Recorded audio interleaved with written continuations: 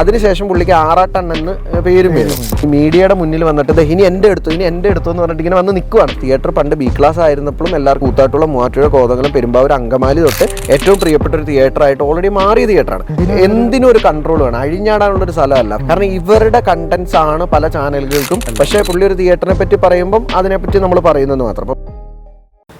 ചേട്ടാ, യെസ്, ഇപ്പൊ കഴിഞ്ഞ ദിവസം നമ്മുടെ ആറാട്ടെണ്ണ അതായത് സന്തോഷ് വർക്കി പുള്ളിക്കാരൻ പറയണ്ട എടപ്പള്ളി വനിത തിയേറ്റർ പുള്ളിക്കാരനാണ് ഫേമസ് ആയത്. ചേട്ടൻ എന്താ അതിനെ കുറിച്ച് പറയാനുള്ളത്? ആറാട്ട് സന്തോഷ് വർക്കിയും അതുപോലെ വനിതാ തിയേറ്റർ അല്ലേ? അതെ. നമസ്കാരം. അപ്പോൾ ഇന്ന് നമുക്ക് ആ ഒരു വിഷയം ജസ്റ്റ് ഒന്ന് ഡിസ്കഷനിലേക്ക് എടുക്കാം.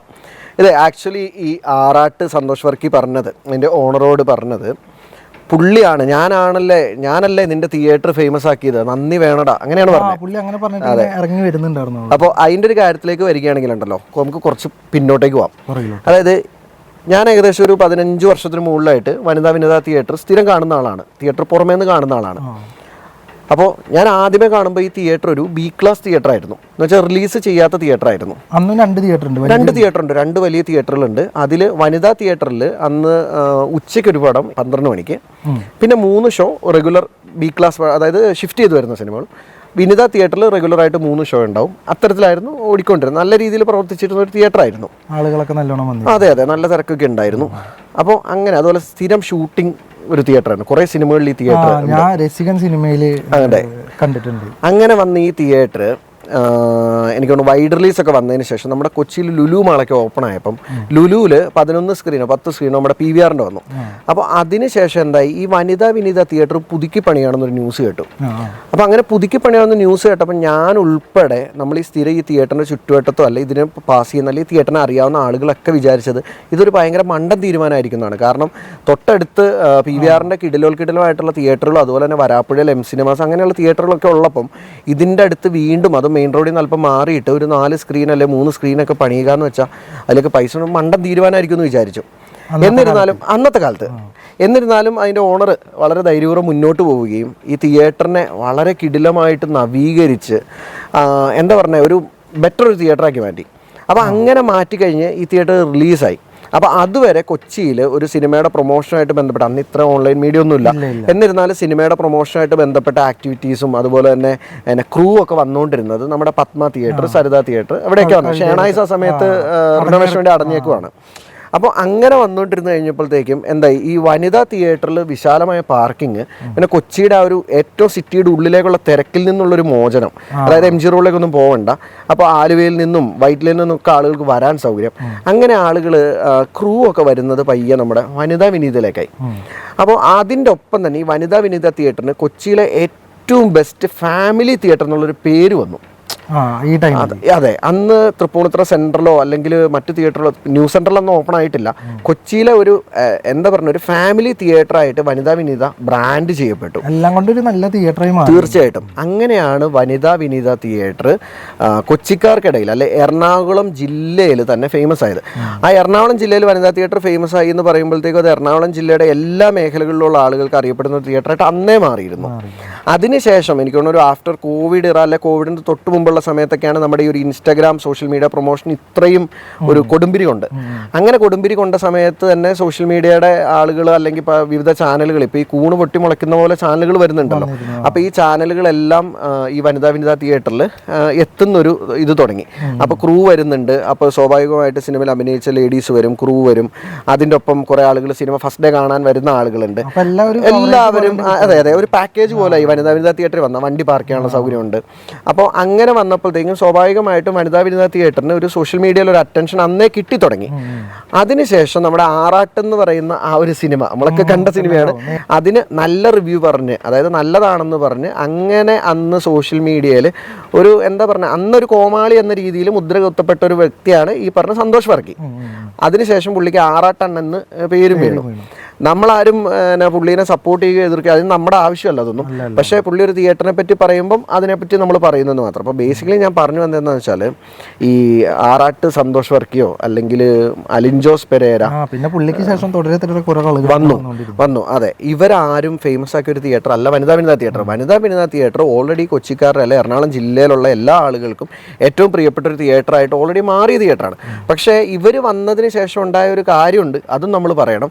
അതായത് കൊച്ചിക്ക് വെളിയിലേക്ക് ഇപ്പോൾ തിരുവനന്തപുരം അല്ലെ കോഴിക്കോട് കണ്ണൂരൊക്കെയുള്ള പ്രത്യേകിച്ച് 2000-ന് ശേഷം ജനിച്ചാൽ നമ്മൾ ഒരു 2005-നൊക്കെ ശേഷം ജനിച്ച് ഇന്നത്തെ ഒരു +2 അല്ലെങ്കിൽ കോളേജിലൊക്കെ പഠിക്കുന്ന വിദ്യാർത്ഥികൾക്ക് അവർ പണ്ട് നമ്മൾ പത്രത്തിലൊക്കെ നോക്കി തിയേറ്ററുകളുടെ പേര് അറിയുന്നുണ്ടല്ലോ, അതുപോലെ സോഷ്യൽ മീഡിയയിലാണ്. അപ്പോൾ അവരൊക്കെ ഈ ഒരു തിയേറ്ററിനെ പറ്റി കൂടുതലായിട്ട് അറിഞ്ഞത് ഒരു പക്ഷേ ഈ ഒരു ആറാട്ട് ഇറ എന്ന് പറയാം അല്ലേ, ആ ഒരു ടൈമിലാണ് അവരൊക്കെ ഇതിനെപ്പറ്റി കൂടുതലായിട്ട് അറിഞ്ഞത്. പക്ഷെ അതിനർത്ഥം ഇവർ ഫേമസ് ആക്കിയെന്നല്ല, പക്ഷേ തിയേറ്ററിൻ്റെ പബ്ലിസിറ്റി കൂടുന്നതിൽ ഒരു പങ്ക് വഹിച്ചു. പക്ഷെ അങ്ങനെ പങ്ക് വഹിച്ചു എന്ന് പറയുമ്പോൾ ഒരു പോയിന്റ് ഉണ്ട്, സൽപ്പേരും ദുഷ്പേരും എന്ന് പറയുന്ന പോലെ തന്നെ ഇതിൻ്റെ ഒരു ബാഡ് വശം, ഒരു മോശം വശം ഇവിടെ ഉണ്ട്. അതെന്താണെന്ന് ഞാൻ പറയാം. ഞാൻ പറഞ്ഞല്ലോ ഫാമിലി തിയേറ്ററായിട്ടാണ് ഇത് നമ്മൾ കാണുന്നത്. ഞാൻ ഫാമിലി ആയിട്ട് ഒത്തിരി സിനിമകൾ കണ്ട തിയേറ്ററാണ് നമ്മുടെ വനിതാ തിയേറ്റർ. പക്ഷേ ഞാൻ ലാസ്റ്റ് ഫാമിലി ആയിട്ട് അവിടെ പോയി കണ്ടൊരു സിനിമ എന്ന് പറയുന്നത് നമ്മുടെ വിഷ്ണു ഉണ്ണികൃഷ്ണനൊക്കെ അഭിനയിച്ച ഈസ്റ്റ് കോസ്റ്റ് വിജയൻ്റെ ഒരു സിനിമ ഉണ്ടായിരുന്നല്ലോ, കള്ളനും ഭഗവതിയും. ആ ഒരു സിനിമയാണ് ഞാൻ ലാസ്റ്റ് ഫാമിലി ആയിട്ട് പോയി അവിടെ കണ്ട സിനിമ. അന്ന് അവിടെ സംഭവിക്കണത് എന്താണെന്ന് വെച്ചാൽ നമ്മൾ അപ്പോൾ അതിൽ ആ മോക്ഷ പുള്ളിക്കാരിയൊക്കെ ഉണ്ടായിരുന്നു. അപ്പോൾ സംഭവിക്കണത് എന്താണെന്ന് വെച്ചാൽ ഈ മറ്റേ അലിൻജോസ് പെരേര അങ്ങനെ എന്തോ ഒരുത്തനുണ്ടല്ലോ, അവനൊക്കെ വന്നിട്ട് ഈ മീഡിയയുടെ മുന്നിൽ വന്നിട്ട് ഇനി എൻ്റെ എടുത്തു എന്ന് പറഞ്ഞിട്ട് ഇങ്ങനെ വന്ന് നിൽക്കുവാണ്. അതായത് ഇവരിങ്ങനെ റെഡി ആയിട്ട് നിൽക്കുകയാണ്. ഒരു ജെന്യുവിനിറ്റി ഇല്ലാത്ത രീതിയിലുള്ള പ്രൊമോഷൻസ് ആണ് ഈ തിയേറ്ററിനെ ചുറ്റിപ്പറ്റി നടന്നുകൊണ്ടിരിക്കുന്നത്. ആക്ച്വലി അത് സിനിമയ്ക്ക് ദോഷമാണ് ചെയ്യുന്നത്. കാരണം എന്താണെന്ന് വെച്ചാൽ ആളുകൾ ഇപ്പോൾ ഈ എന്താ പറയുക മറ്റേ സത്യസന്ധമായിട്ടുള്ള റിവ്യൂ ആളുകൾ നോക്കുന്ന ഒരു ഇതിൽ നിന്ന് ഇപ്പോൾ സത്യസന്ധമായ റിവ്യൂ മോശം റിവ്യൂ തിരിച്ചറിയാൻ പറ്റാത്ത രീതിയിലേക്കായി. അതായത് അതിനോടൊപ്പം തന്നെ എനിക്കറിയാവുന്ന ഒത്തിരി പേര് ഇപ്പോൾ 1 വർഷം അല്ല 1.5 വർഷമായിട്ട് ഈ ഒരു ഫാമിലി ആയിട്ട് അങ്ങോട്ട് പോകുന്ന ഒഴിവാക്കിയിട്ടുണ്ട്. കാരണം നമ്മൾ അതെ, കാരണം നമ്മൾ അതിപ്പോൾ ചിലവർ പറയും ഫസ്റ്റ് ഡേ മാത്രമല്ല ഇപ്പോൾ ആദ്യത്തെ 2-3 ദിവസങ്ങൾ ഇവന്മാർ അവിടെയൊക്കെ കറങ്ങിത്തിരിഞ്ഞ് നടപ്പുണ്ട്. കാരണം ഇവരുടെ കണ്ടന്റ്സ് ആണ് പല ചാനലുകൾക്കും ഒരു എന്താ പറഞ്ഞ അവരുടെ ഒരു പ്രൊമോഷൻ ആവുന്നത്.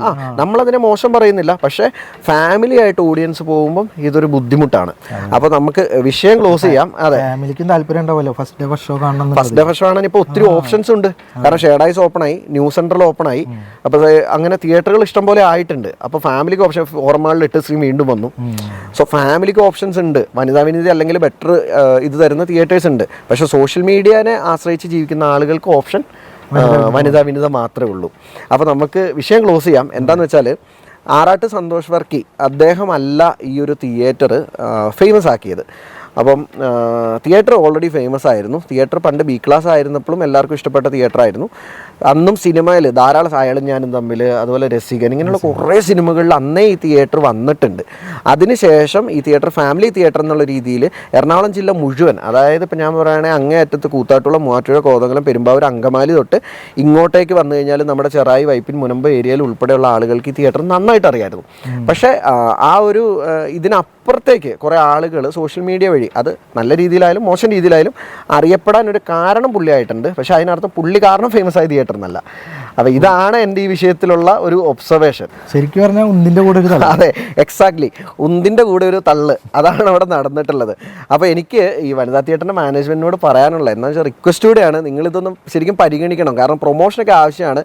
ഈ ഡാൻസും പരിപാടിയൊക്കെ ഒന്ന് ലിമിറ്റ് ചെയ്താൽ നല്ലതായിരിക്കും അല്ലേ. ഒരു കൺട്രോൾ വേണം അല്ലേ, എന്തിനും ഒരു കൺട്രോൾ വേണം. അഴിഞ്ഞാടാനുള്ളൊരു സ്ഥലമല്ല. ഫാമിലി ആയിട്ട് നമ്മൾ ലേഡീസ് ആയിട്ടോ അല്ലെ കുട്ടികളായിട്ടൊക്കെ വരുമ്പോൾ ഇവരുടെ ഈ ഡാൻസും കൂത്തും 100 കണക്കിന് ആൾക്കാർ വെറുതെ ആരാന്ന് എന്താണെന്ന് അറിയാത്ത മീഡിയ പറഞ്ഞിട്ടുണ്ടായി, നമ്മൾ പേരെടുത്ത് പറയുന്നില്ല.